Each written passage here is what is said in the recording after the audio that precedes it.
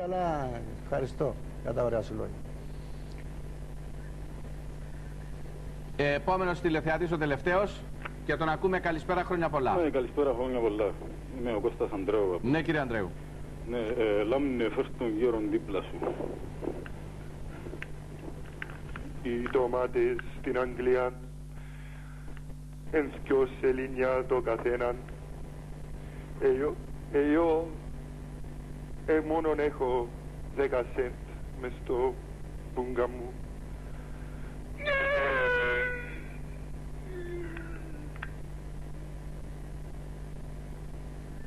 Ευχαριστώ. Κυρίες και κύριοι, αγαπητέ κύριε Λιμνατίτη, φτάσαμε στο τέλος μιας πανέμορφης εκπομπής. Πολύ σε ευχαριστώ. Να είσαι καλά. Κάναμε αρχή, είδες. Και έχουμε ακόμη και τις πολιτιστικές υπηρεσίες του Υπουργείου Παιδείας, φίλους καλούς εκεί, τον ίδιο τον Υπουργό.